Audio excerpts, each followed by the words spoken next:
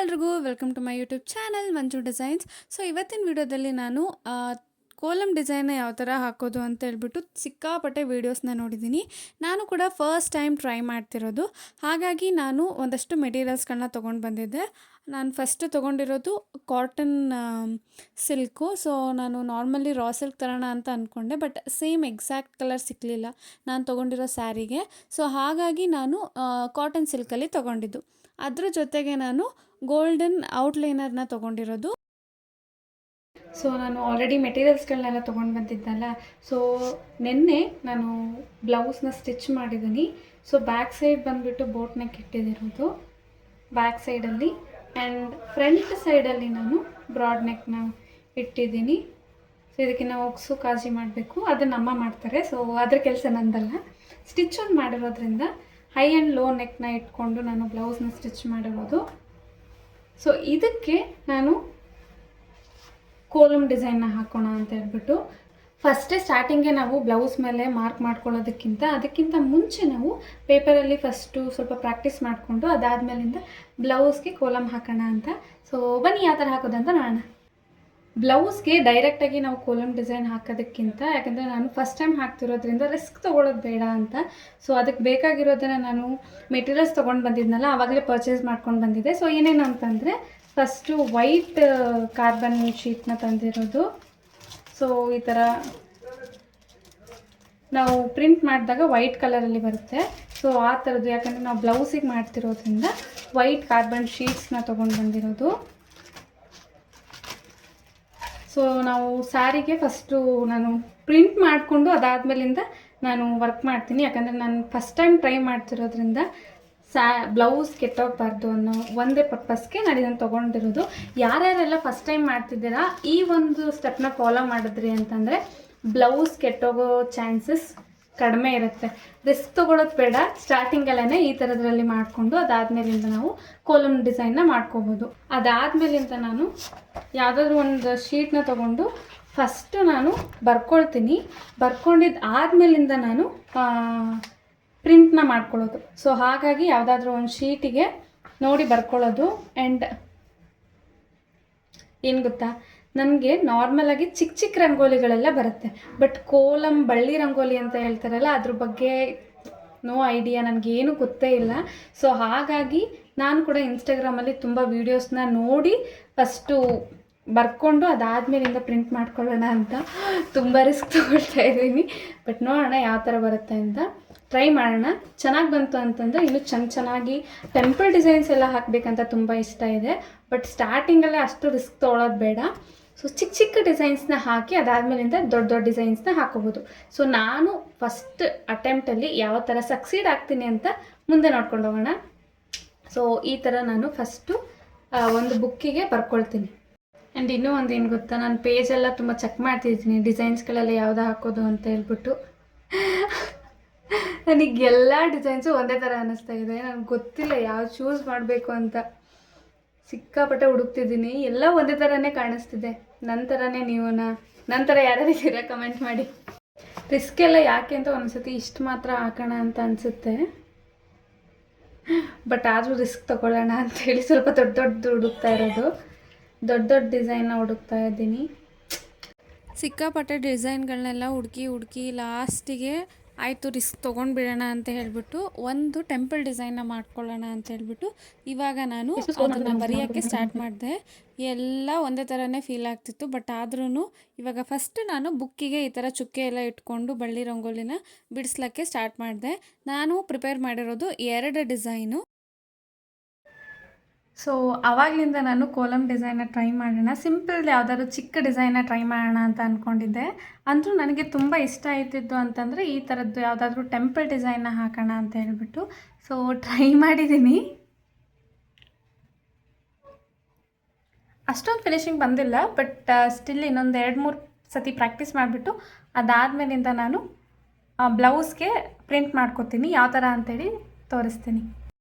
ಈಗ ಆಲ್ರೆಡಿ ನಾನು ಪೇಪರ್ಗೆ ಕೋಲಮ್ ಡಿಸೈನ್ಸ್ನ ಬರ್ಕೊಂಡಿದ್ದೀನಿ. ಸೊ ಇಲ್ಲಿ ನಾನು ಒಂದು ಟೆಂಪಲ್ ಡಿಸೈನು ಆ್ಯಂಡ್ ಇನ್ನೂ ಒಂದು ಈ ಥರದ್ದು ಬರ್ಕೊಂಡಿರೋದು.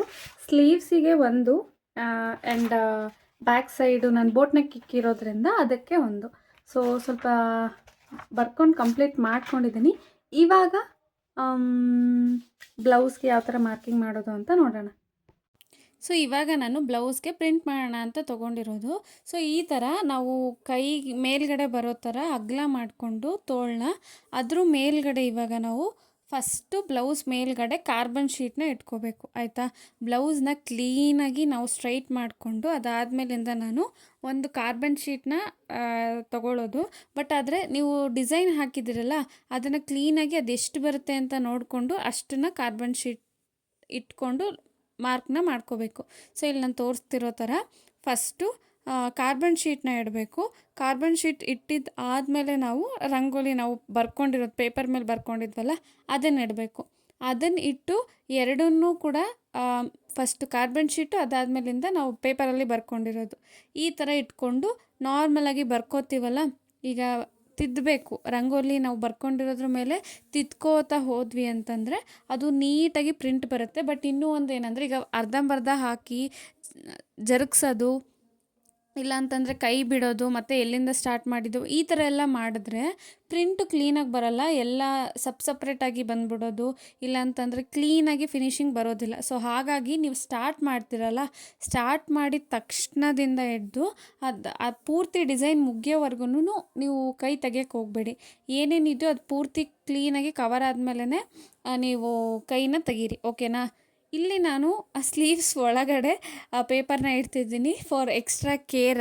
ನೆಸೆಸಿಟಿ ಏನಿಲ್ಲ, ಬಟ್ ನಾವು ಗೋಲ್ಡನ್ ಔಟ್ಲೈನಲ್ಲಿ ಬರೀಬೇಕಾದ್ರೆ ಏನಾದರೂ ಕೆಳಗಡೆ ಏನಾದ್ರು ಅಂಟ್ಕೊಳ್ಳುತ್ತೇನೋ ಅಂತ ಅಂದ್ಬಿಟ್ಟು ನಾನು ಎಕ್ಸ್ಟ್ರಾ ಕೇರಲ್ಲಿ ಆ ಥರ ಪೇಪರ್ನ ಇಟ್ಟಿರೋದು. ಅದರದ್ದೇನು ನೆಸೆಸಿಟಿ ಏನು ಇರೋದಿಲ್ಲ, ಅದೇನು ಹಿಂದ್ಗಡೆ ಎಲ್ಲ ಏನು ಅಂಟ್ಕೊಳ್ಳೋದಿಲ್ಲ. ನಾವು ಎಲ್ಲಿ ಬರೆದಿರ್ತೀವೋ ಅಷ್ಟು ಮಾತ್ರ ಅದು ಅಂಟ್ಕೊಳ್ಳೋದು. ಸೊ ಈ ಥರ ನಾನು ಫಸ್ಟು ಸ್ಲೀವ್ಸ್ನ ಅಗಲ ಮಾಡಿಟ್ಕೊಂಡು ಅದಾದಮೇಲಿಂದ ಕರೆಕ್ಟಾಗಿ ಸೆಂಟ್ರ್ ನೋಡ್ಕೋಬೇಕು. ಸೆಂಟ್ರ್ ನೋಡಿಕೊಂಡು ನಾನು ಪೇಪರ್ನ ಇಟ್ಕೋತೀನಿ. ಪೇಪರ್ನ ಇಟ್ಕೊಂಡು ಮಾರ್ಕ್ ಮಾಡೋಕ್ಕೆ ಸ್ಟಾರ್ಟ್ ಮಾಡ್ತೀನಿ. ಈ ಥರ ಹಾಕ್ಕೊಂಡು ನೋಡಿದಾಗ ನಿಮ್ಮ ಸೆಂಟ್ರಿಗೆ ಬರಬೇಕು ಅದು ಡಿಸೈನು, ರಂಗೋಲಿ ಡಿಸೈನು. ಸೊ ಹಾಗಾಗಿ ಅದನ್ನು ಕ್ಲೀನಾಗಿ ಹಾಕ್ಕೊಂಡು ನೋಡಿ ನೀವೊಂದು ಮಾರ್ಕ್ ಮಾಡಿಕೊಂಡು ಅದಾದಮೇಲಿಂದ ಪ್ರಿಂಟ್ ಮಾಡಲಿಕ್ಕೆ ಸ್ಟಾರ್ಟ್ ಮಾಡಬೇಕು.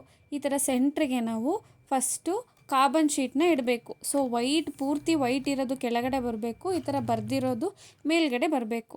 ಅದಾದಮೇಲಿಂದ ನಾವು ಪೇಪರಲ್ಲಿ ಬರ್ಕೊಂಡಿದ್ವಲ್ಲ ರಂಗೋಲಿ, ಇದನ್ನು ಅದರ ಮೇಲ್ಗಡೆ ಇಟ್ಕೊಂಡು ಇದ್ರ ಪೂರ್ತಿಯಾಗಿ ನಾವು ಮಾರ್ಕ್ ಮಾಡ್ಕೋತಾ ಬರಬೇಕು. ಇವಾಗ ಅದ್ರ ಮೇಲೆ ತಿದ್ಕೋತಾ ಬಂದ್ರಿವಿ ಅಂತಂದರೆ ಅದ್ರ ಕೆಳಗಡೆ ಕ್ಲೀನಾಗಿ ಪ್ರಿಂಟ್ ಅನ್ನೋದು ಬರುತ್ತೆ.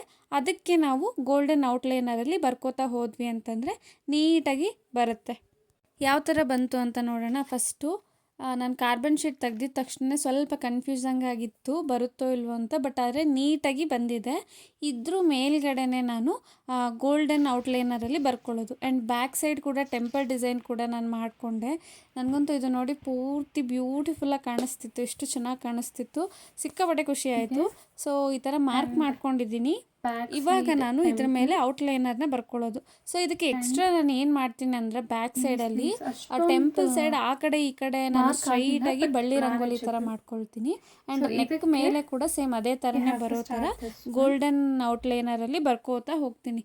ತುಂಬ ಬ್ಯೂಟಿಫುಲ್ಲಾಗಿ ಬರುತ್ತೆ. ಬಟ್ ಏನು ಅಂತಂದರೆ ಕೆಲವೊಂದು ಟ್ಯೂಬ್ಗಳು ಏನಿದೆಯಲ್ಲ ಅದು ಸ್ವಲ್ಪ ಜಾಸ್ತಿ ಟೈಟಾಗಿ ಪ್ರೆಸ್ ಮಾಡಬೇಕಾಗತ್ತೆ.